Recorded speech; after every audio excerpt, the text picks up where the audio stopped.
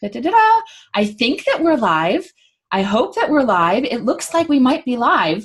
Hey, it says we're live on my screen. Woohoo! Yeah, we're being extra cautious this month because last month Facebook Live did not want to work. Well, good morning, everyone, and welcome to the July First Friday Facebook Live on the Ask a Bookkeeper show.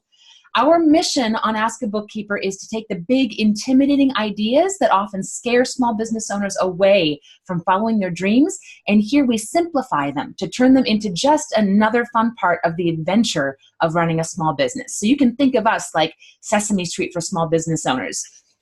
Our show is largely crowdfunded, which is why we're not advertising or thanking any sponsors today. So if this information is helpful to you and you want to see this show succeed and grow, please visit askabookkeeper.com and click the button on that website to donate. From there, you can also access our YouTube channel and our Facebook group where we can catch past episodes and participate in ongoing discussions that will help your business succeed. So pretty please subscribe to us on YouTube and be sure to tell your friends how awesome this is. I'm your host, Ingrid Edstrom, the Priestess of Profits, and I'm here with my co-host today, Procrastinator Gator. And hey, welcome out there, everybody. Gator's having some technical difficulties with his internet, so if he sounds like he's underwater, well, he is an alligator after all. And we are really excited to talk with our special guest today about how to take the fear out of marketing. Jason Hackett is a marketing strategy consultant that specializes in the tours and activities industry. So I'm really excited to introduce him to you, our audience, as well as to Gator here, who runs Gator's Bayou Tours. So Jason, welcome to Ask a Bookkeeper. Will you please tell our audience a bit more about yourself and your business? Sure. Hey, Ingrid. Hey, Gator. How are you guys doing today? I'm glad to be on the show. Awesome thing to do. And Gator's so excited for you to be underwater, like feeling like you're back in your natural habitat. And we're going to talk about how marketing is a natural habitat for anybody who is running a tours and activities business today. So Gator and I have a lot in common. Gator runs a Bayou Tours business, and for about 6 years, I used to run the marketing for something called New York Cruise Lines here in New York City. And we did all sorts of tours and activities on the water with the world famous Circle Line and a bunch of other fun boats going up and down the Hudson River and in New York Harbor. Then for the last 6 years, I've been working as a strategist and consultant with my own agency, working with tour operators of all sizes, down from small little operators doing $300,000 a year in business in some of the remoter places of the world, up into big multi-million-dollar tourism attractions in the heart of New York City. And working with everybody about, what is marketing and how are they going to get it right? How are they going to turn interested folks into advocates, turn them into customers? And the truth is, nobody's got the answer. Everyone says we all get it done just by doing it. And there are a few F words out there that we've got to get ourselves over today. And I'm hoping that's something we can talk about. F words. So F words. Before we touch on the F words, which I'm really curious about, I also want to welcome an audience member who's joining us as a panelist today, Charissa Samko. Welcome. Do you want to tell us where you're calling in from, Charissa? I'm up in near Tacoma, Washington right now. Wonderful. And you are a fellow accounting professional, yes? Yes, I'm a bookkeeper who has a fear of marketing. Yes, so getting past the fear of marketing for both the accounting professionals watching us today as well as the business owners. I am really, really excited about what we have to talk about. So F words. Jason, do you want to tell us what F words we might be talking about here? All right, so let's talk about fear first. Fear is the first one, and I think, Ingrid, in some of the conversations that we've had, and Gator, I'm curious if you feel the same way. I feel that a lot of tour operators in every size of the market, in every segment, are afraid, afeared of marketing. And they're afeared of it for a couple of reasons. One, directly related to what our bookkeeping professionals deal with. A lot of people think that marketing should be a double entry system. That, if they're going to put $1 in on one side of the ledger, that they should be at least seeing $1 out or $2 or $3 or $5 out in the world of sales. And sometimes it works that way and sometimes it doesn't. And the fear comes in with, great old axiom that many people attribute to the founder of Woolworths, right? He said sometime back in 1910-ish, I'm wasting half of my marketing dollars. I just can't tell you which half. And the fear comes, the fear comes from parting with that money. God, if you decide that you're going to spend $10 on marketing and 5 of that is going to be ineffective, most folks, big or small, don't like the idea that half of it's going to waste. Well, the truth is none of it's going to waste.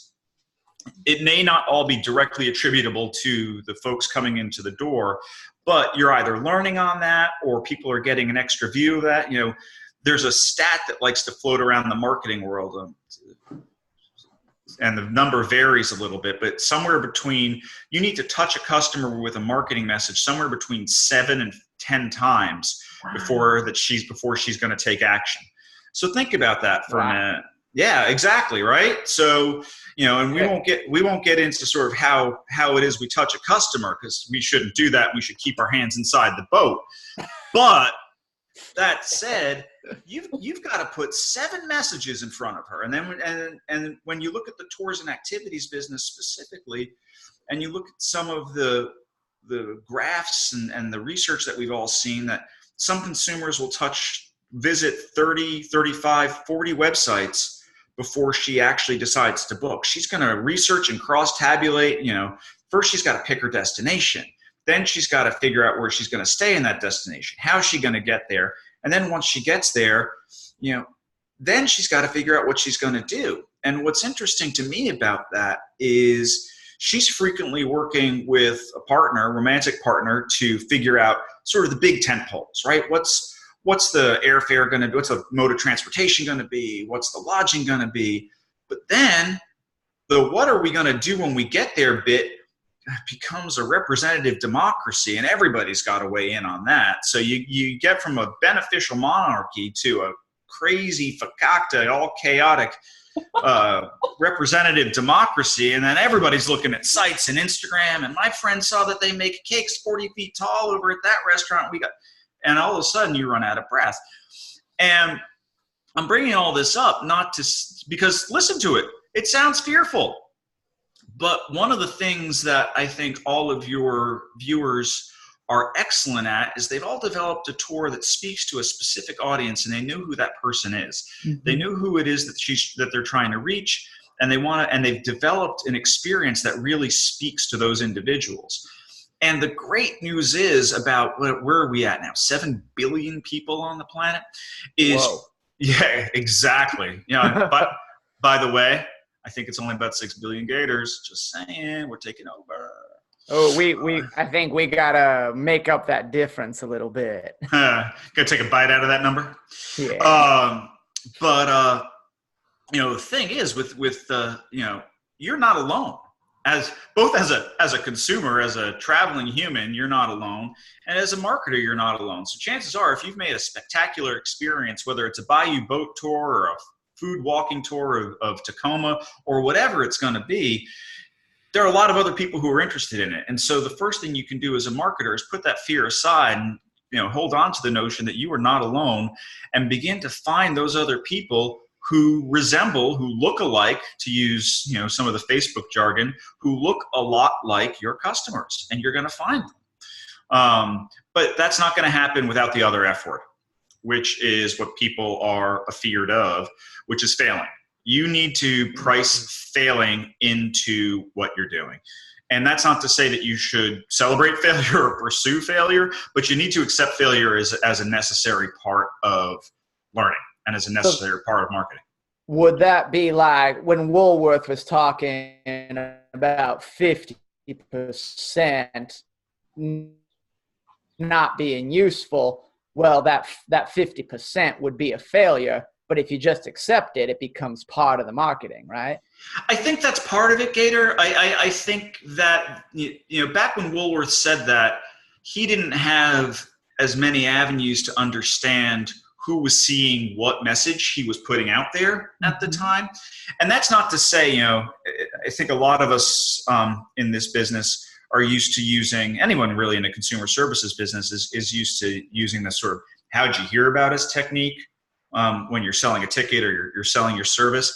And the truth is, those aren't reliable anyway. I get in a lot of trouble with clients and with some of my colleagues in the industry when I say what I'm about to say next, which is that data isn't infallible. You know, I whether it's Google Analytics or it's Facebook data, I take it all as directional. I once had a project I was working on, and we had the "How'd you hear about us?" question. I said, "Well, I saw your TV commercial." Well, that's great.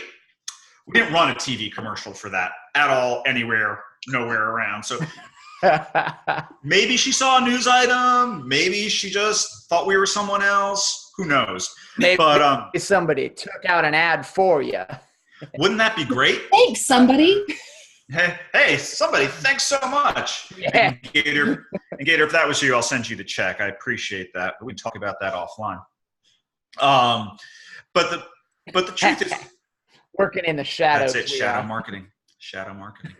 But all that stuff's directional. And so what you've got to do is, you know, and part of the thing that I think everyone's good at, and especially with Ingrid and Gator, with the tour operators that you guys deal with specifically, that sort of really rich heart of the business, small tour operator, you know, they're doing anywhere from $500,000 to, you know, $2 million a year in business. And I'm just saying that to give some folks an idea of the scale. You're talking to your customers. You're out there with them. You know what they like. You know what they're doing.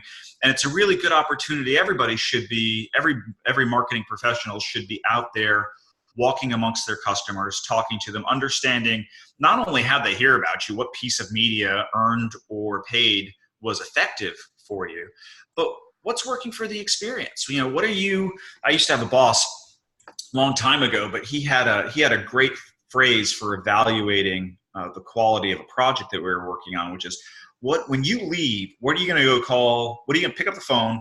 Back in the days when we used to use phones for phone calls, and call your mom, your boyfriend, your girlfriend, your sister, your brother, and what are you going to tell them about that you just came out of there, right? Because, and that was in the idea of budget allocation. There's a gnat, fruit. But in terms of budget allocation, you know, what's that one big thing? And that's important in the experience. I mean, from a marketing and advertising point of view, I actually think that you should be spending on lots of little things and take more of a frequency approach, but that's getting a bit down into the weeds. But anyway. He likes the weeds. It's all good. That's good. Actually, could you say a little bit more about that, the frequency versus large campaigns? Sure, absolutely. Yeah. So I think, you know, it's a truism to say at this point in the history of both media and marketing that we are living in an oversaturated world, right? You know, one of the things I like, you know, I live in New York City, and a few years back, you know, everyone knows New York is a big, busy town. And a few years back, we hosted American football. We hosted the Super Bowl.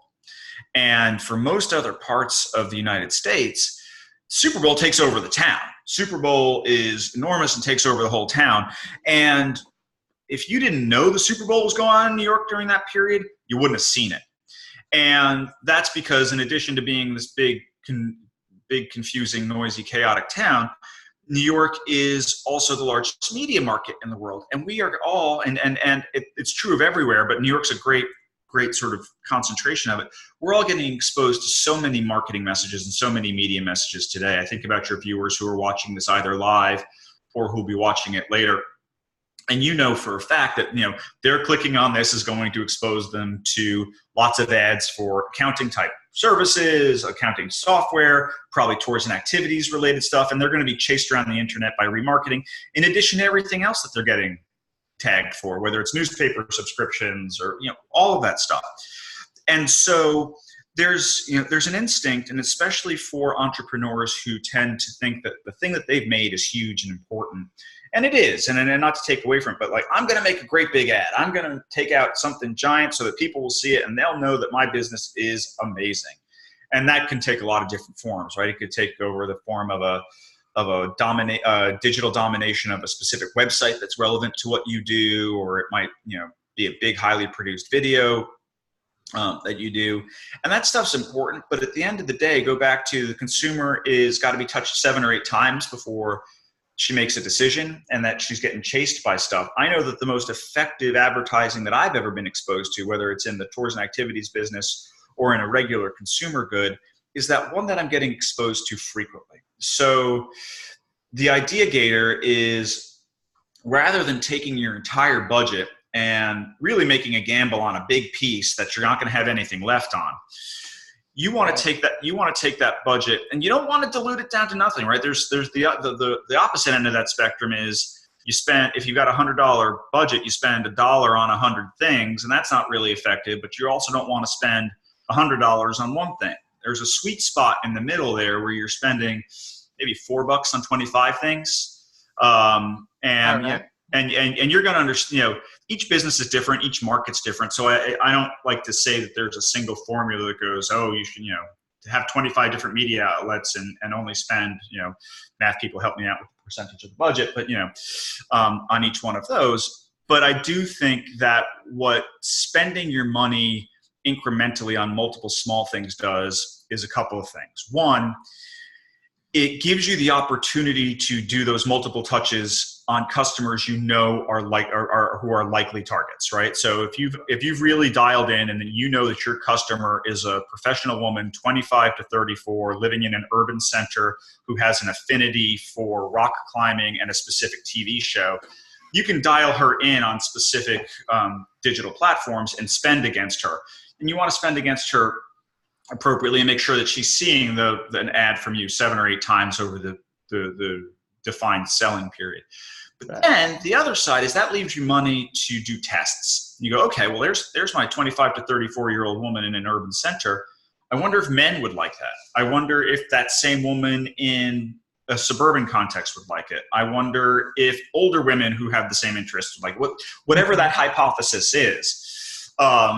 And taking that approach that favors frequency over one sort of giant blowout gives you the opportunity not only to allocate budget against those hypotheses, but also to pivot pretty quickly should you fail, right? Should you start putting that, you make that hypothesis that you take all the exact same metrics are the same, but you've just switched genders, then, and speaking about this entirely in a binary context, of course, but right now that's what Facebook gives me the opportunity to do. And you find out that that's not working, then you can abandon that pretty quickly and move on to, okay, let's scale it up for older women. Let's scale it up for women who maybe don't like that TV show, but still like that sport, whatever that is. I like that idea of finding your customer avatar. And I would love to hear from Gator a little bit.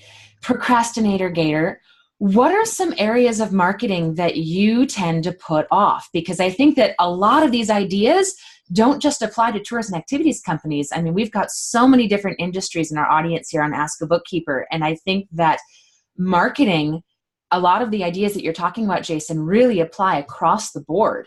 So Gator, what are some of the things that you're currently struggling with? Gator might be frozen underwater again. Well, we were talking earlier. We'll see if Gator's internet frees up again. I can see your mouth moving now, but there's no sound. Now, can you hear me? I can hear you now. Yay. Yeah. Well, I missed about half of what you were saying, but I think what you were asking was what some of the struggles I have regarding marketing. Yeah. Well, I guess the biggest part is just doing it at all. Like, I'm really good when I get out there and I'm doing the tours and I'm meeting with people. And I guess I get a lot of referrals in that way. But when it comes to the social media, I don't really get a lot of that. It's very, like you said, it's oversaturated. It is. And I don't really know how to pierce through that in an effective way. And if that's just adding to the saturation, if I do. Well, Gator, I think you touch on a couple of things. Let me work your comments backwards a little bit, because one thing you said has a lot of resonance with a specific project I'm working on right now, which is I'm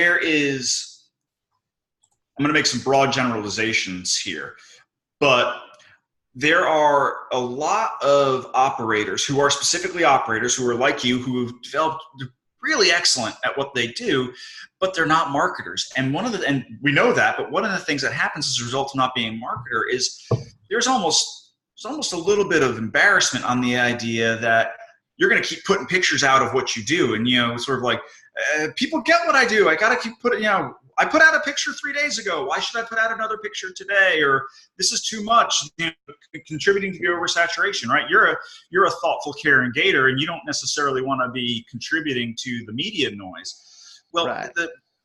The truth is, and it's, it's sort of prisoner's dilemma here, but you kind of got to get into the fray.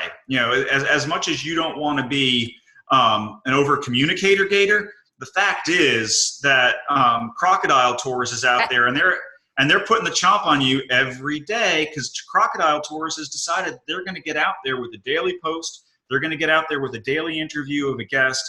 And, these crocodiles, they have no shame, as you know, and they are just fearless about putting out a lot of content. Yeah. But then this gets the, and the other thing about crocodiles too is we know they all got a lot of children. So the children, the baby crocodiles, are doing all the work. But you, as a smart, mature gator, don't have that sort of resource. You don't have the little gators hanging around. You've made different life decisions than those crocodiles. Right. Yeah. And so then gets to that first question that you put out there, which is, you're really great at running your bayou tours, but by the time you fuel up the boats, fix the boats, talk to your customers, do the tour, next thing you know, it's end of the day, and you got to put your head down and get up and get ready to do it again the next day, and you don't have the time to do it. And I think that's where the couple things come in. One, let's get back to ask a bookkeeper, right? At some point, you need to take a budget allocation. You need to sit with your finance professional and look at the business. Finance, another F word. Another F word. Woo! Definitely an F word. And I think there's probably a whole other show on finance versus finance, but that's something we could talk about it at another time, because it's a raging conversation here in New York. But you need to make a budget. Really? Oh yeah. Finance professionals or finance professionals. But you need to make a budget allocation for marketing, right? When you look at your top line marketing spend, you need to make a rational business choice based on top line, not on the bottom, unfortunately, about what you're willing to commit to marketing. Because at the end of the day, one of the things I like to tell clients, and one of the things I like to tell operators too, is marketing is not a spend, marketing is an investment. And that sounds like semantics, but at the end of the day, it really is a mindset that is going to help you govern. But you're going to take there is a rational rule of thumb to take anywhere from 7% up to as much as 15% of your top line revenues for the trailing 12 months and allocate that as a marketing budget for the next forward-looking 12 months. Yeah. And the amount you spend is going to depend on your seasonality, where you are in the life cycle of your business, the efficiency with which you can reach your customers. I mean, there's a lot of different ways to do that. But one of the things that you need to take out of that money, Gator, is you need to go out and get some help. And that can be a consultant.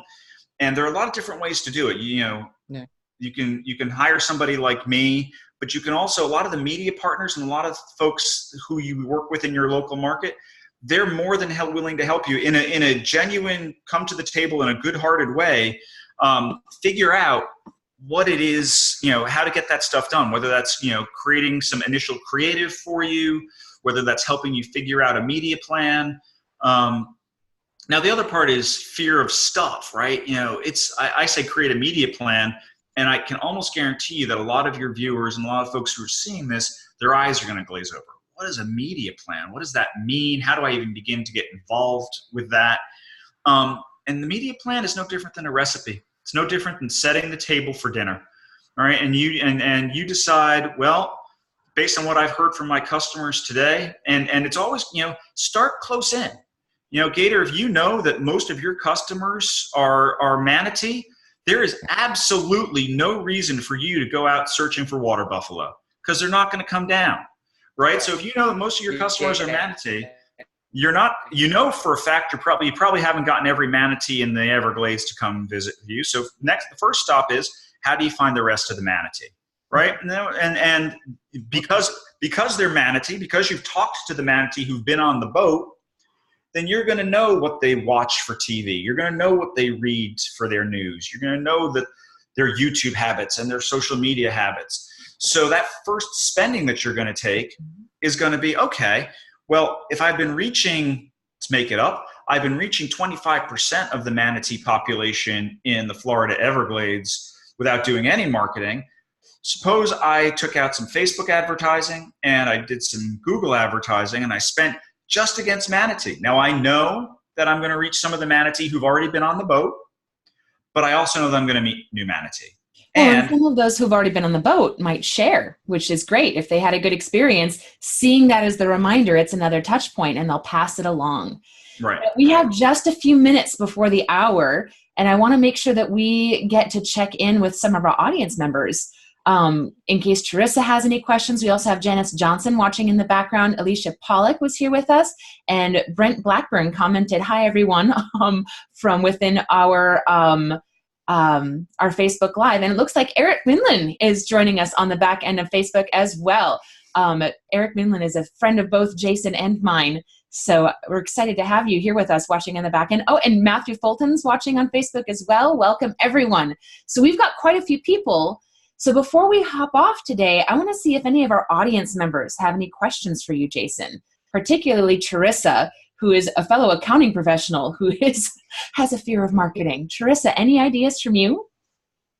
Well, I just had a question. In bookkeeping, we tend to be able to talk to other bookkeepers to find out, what works for them and that kind of thing.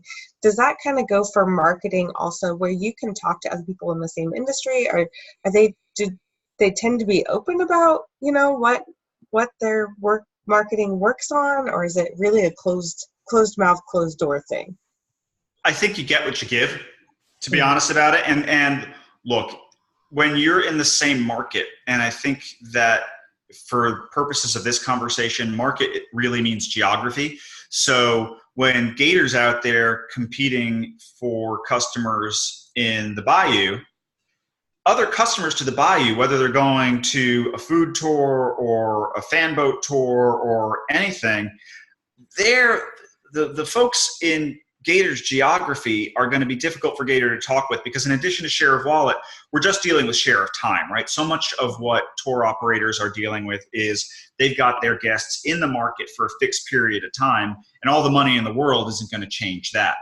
But I guarantee you that Gator's not the only Bayou nature tour operator operating in the United States, not the only boat tour operator. And in that regards, it's a very open community, and that you can reach out to your peers in different geographies. And I find that most of the people in this business are super generous and super willing to share. Even the ones who are in your own geography, they're just going to be a little bit more closed-lipped about what worked for them. But if Gator with his Bayou tours were to reach out to somebody, say in the Pacific Northwest, and talk about what it is to be a sort of non-tropical rainforest tours, I bet you the operator of that, rainforest tour would be super excited to share, tips and tricks with Gator. It's a get-give. Gator's, of course, in any relationship, you got to give, and I'm sure that Gator's done some amazing things to get those Manatee on the Bayou tour.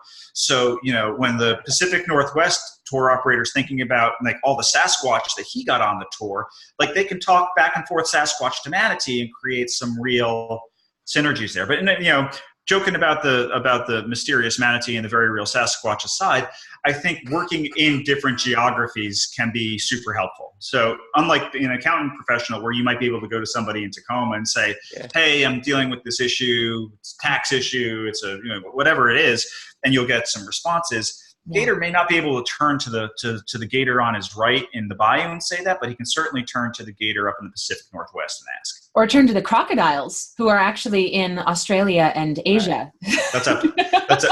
That's absolutely right, and we need to make sure that we differentiate properly between our reptilian friends. Exactly, and go ahead, Gator. I was going to say, I think as far as collaboration like that, it's with any group of people that you're going to talk to. Some will want to collaborate, some won't. The best thing to do is just put yourself out there and don't worry about the haters. Yeah. Yeah, and that's it. Yeah, go ahead, Ingrid. Well, a couple great resources that we have for people also, for any tour companies that are watching this, in addition to the Ask a Bookkeeper Facebook group where any business owner can post their questions about anything business strategy related. Feel free to post that on the Facebook group and see if you can get support from the community. We also have a Facebook group specifically for tour business strategy. And you're welcome to join that group. We've got tour operators from all over the world sharing strategies on software and accounting and marketing.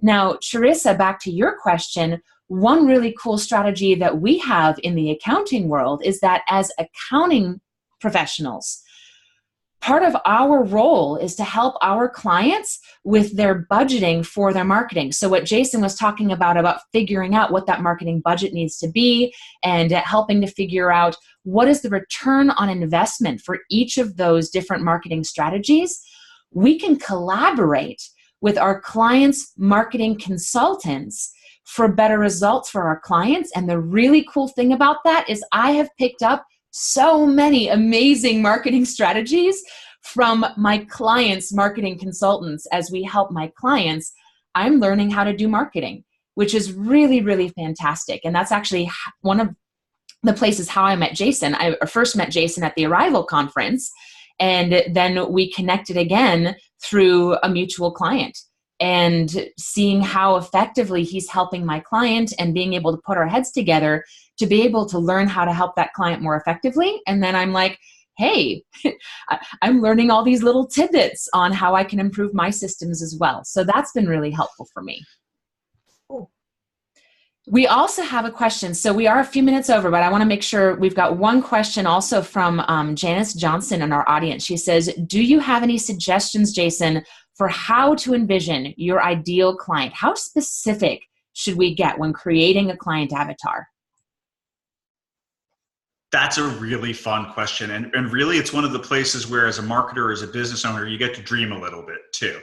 I think that you got to start with specificity. You gotta dial it in. So look at your business's current customers today and identify in sort of broad strokes first, opposite of specific, but in broad strokes, how many different buckets do you fit in? Where are you with families? Where are you with individuals? Break it down by gender. Break it down by your perception of economic capacity, things like that.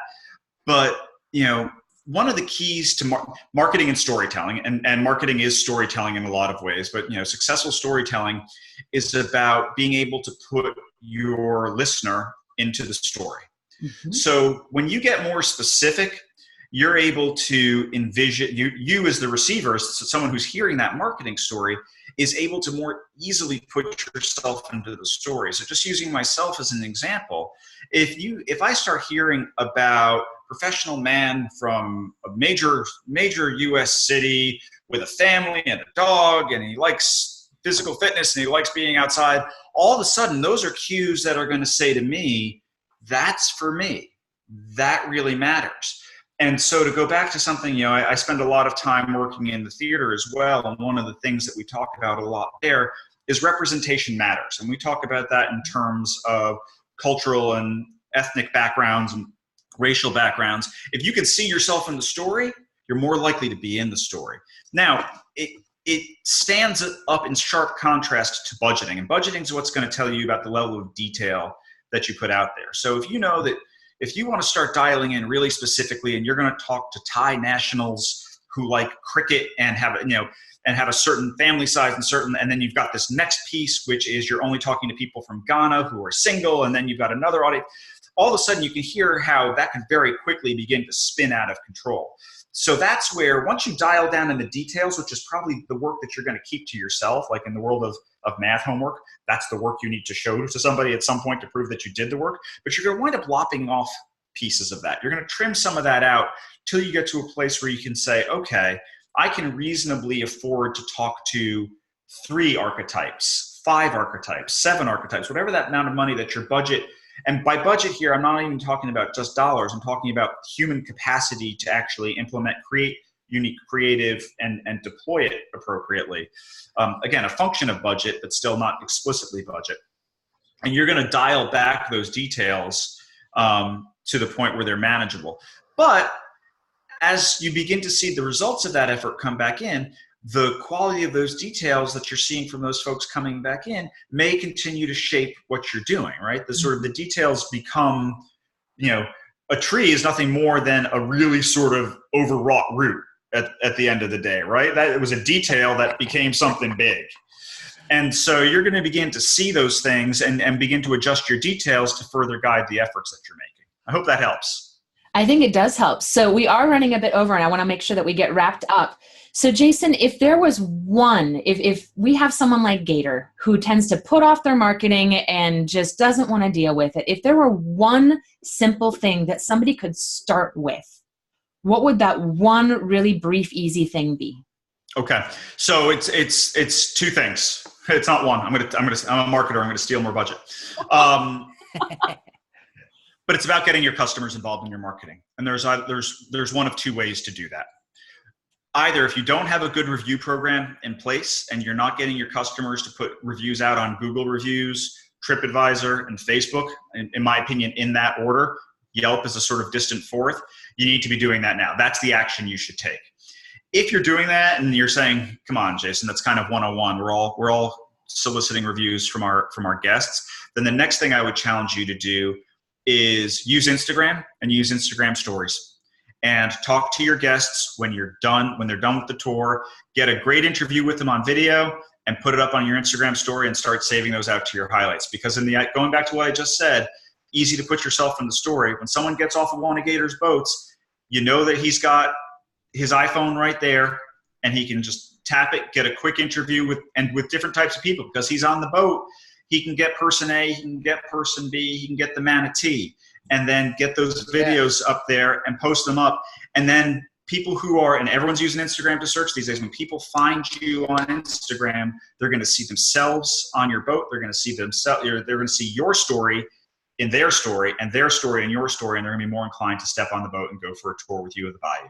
That is a fantastic tip. Oh. Wonderful. Well, thank you so much, Jason Hackett. And if our viewers want to track you down, where can they find and learn more about you?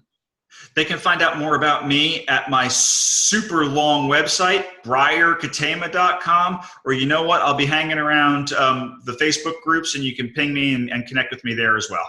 Fantastic. Wonderful. Well, thanks to everyone who joined us online, and especially to Jason and Charissa for taking the time today to be with us on our Zoom call. And we will be back next month for First Friday Facebook Live. And anyone who wants to learn more about Ask a Bookkeeper, check us out at askabookkeeper.com. Make sure you subscribe on YouTube and feel free to donate if this has been of help for you. Thanks, everyone. Have a great day. Thanks, Jason. Thanks, Charissa. My pleasure, Gator. Bye now. Bye, everyone. Bye, y'all.